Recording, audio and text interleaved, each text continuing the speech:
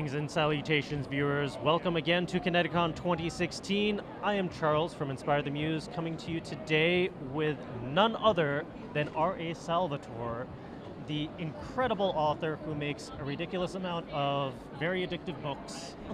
I'm very thankful that we managed to get a few minutes with you. My pleasure, absolutely. We would love to learn a bit about your creative process in regards to creating the legends of Drizzt and all of the other characters and everything that you do in that universe. The actual process I go through varies a lot, but generally speaking, I get the headphones on. I usually instrumental music, John Surrey, George Winston, but sometimes like Lorena McKinnick, you know, whatever gets the mood going. Led Zeppelin for a battle scene, you know. There you go. But for me, the creative process is moments of inspiration. Like, for example, the book I'm working on now, it's a new Demon Wars book that'll be out in a year or two. I was watching The Tudors, which is a wonderful production, wonderful show. And Natalie Dormer portrayed Anne Boleyn. And I love the Anne Boleyn character. And Natalie Dormer's portrayal of Anne Boleyn just blew me away. And it inspired me for a different character. And so now that character started talking to me. I knew I had to write a book about her. And so that's what I'm doing. So it can be a song. When I did Demon Wars the first time, it was McLachlan, Sarah McLachlan, Building a Mystery, and Umberto Eco's The Name of the Rose book were my inspirations for Demon Wars, because the church in Demon Wars is very much like the Catholic Church history of our world. For the Dark Elf books, it's a similar process. Something will kick off in my head, and then a new character will come to me. At the end of the first book, I haven't, first of all, I wanted a second book because I really like being a writer. Yeah. So at the end of the book, I just put this character in, and he was just supposed to be a really bad guy. And I didn't say anything about him except the halfling saw him and went, "Oh my God." And that turned out to be Artemis Centrari, who became one of, and then as I went through the process, I thought he was going to get killed in the second book. And here I am. He became integral. He became one of the favorite characters in the story. And it's because the characters talk to me, and I listen to them. And they tell me their story, and I get interested. And if I get interested in it, I hope the reader gets interested in it. So my creative process starts with the characters. But then when I'm writing, you have to do an outline, so I do an outline. However, when I'm writing, the outline gets thrown away. Because a lot of times I don't even know what's going to be on the next page. And that makes it fun for me. And that's why my battle scenes go really fast. Because the sentences get shorter, because I got to know what's going to happen. And that's how I do it. That's awesome. It's fun. One question that we had from our viewers was, have you ever actually played any of your characters in a D&D campaign, or know of people who have? I tried to play Drizzt because so many people were asking me if I've ever played him. And my buddy who was DMing killed him in the first room and said, play a real character.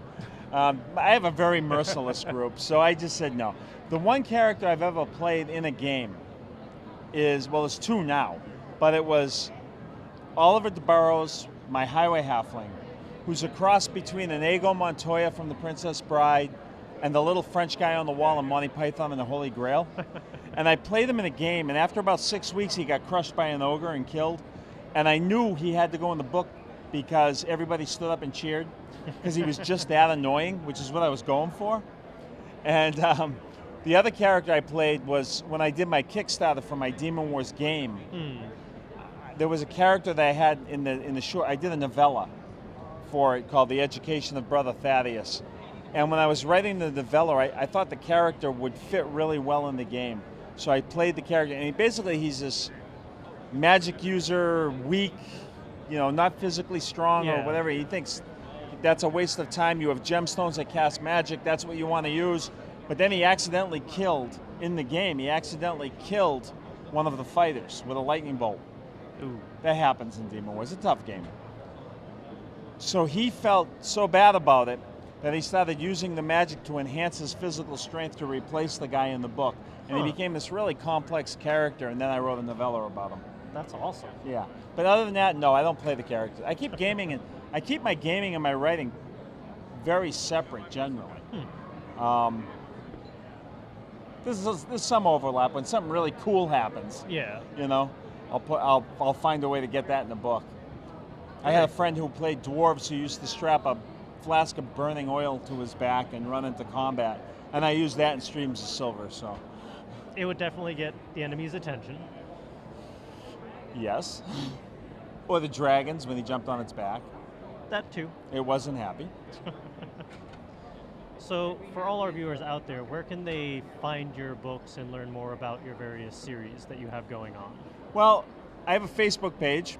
It's capital R period, capital A period, space Salvatore. You'll know it when you get there. There's about 150,000 people there. We have a lot of fun.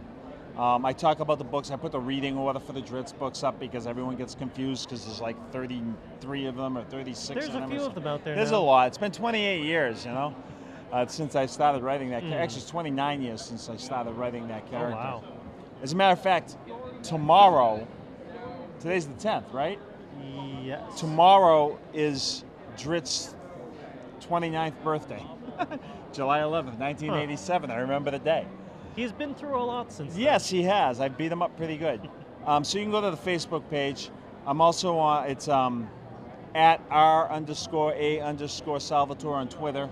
It's verified. I'm bona fide. Nice. When I put up on bona fide, it started this great "Oh Brother, Where Art Thou" thread. It was a lot of fun with a lot of people. And then the other place, if people are interested in the books and stuff, they can go is rasalvastore.com. Worst dad joke ever, but that's my wife's online store. We sell all the books. You can get them signed, you can get them personalized, make great Christmas gifts for people, things like that. We have a lot of fun with that. And then people want to PM me on Facebook. I answer them all. It takes me some time to get. I get about 20 a day or 30 a day, whatever. But I answer them all. People can always get in touch with me on Facebook. Awesome. I'm there. Thank you for giving us a few minutes. We really appreciate it. Oh, thanks for the interest. I appreciate that. And to all our viewers out there, by all means, check out the other interviews and shenanigans we get up to on the YouTube channel and on our website. And as always, until next time, go be creative. And we also have